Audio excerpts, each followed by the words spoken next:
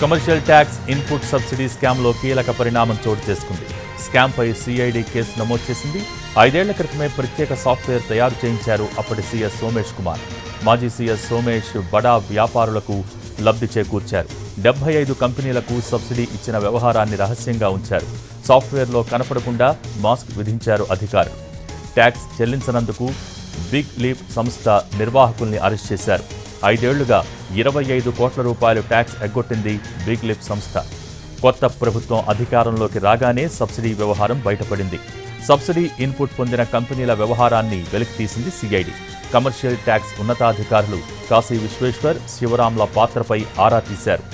సోమేష్కు వెన్నుదన్నుగా ఉండి స్కామ్కు పాల్పడ్డారు అధికారులు.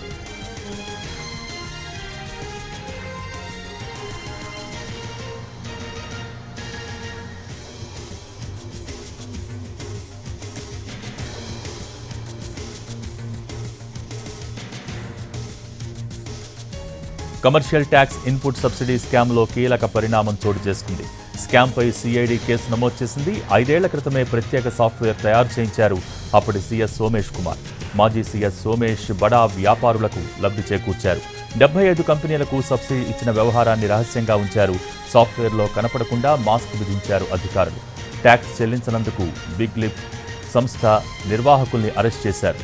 5 ఏళ్లుగా 25 కోట్ల రూపాయలు ట్యాక్స్ ఎగ్గొట్టింది బిగ్ లిప్ సంస్థ.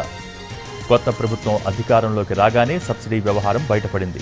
సబ్సిడీ ఇన్పుట్ పొందిన కంపెనీల వ్యవహారాన్ని వెలికితీసింది సిఐడి. కమర్షియల్ ట్యాక్స్ ఉన్నతాధికారులు కాశీ విశ్వేశ్వర్, శివరాంల పాత్రపై ఆరా తీశారు.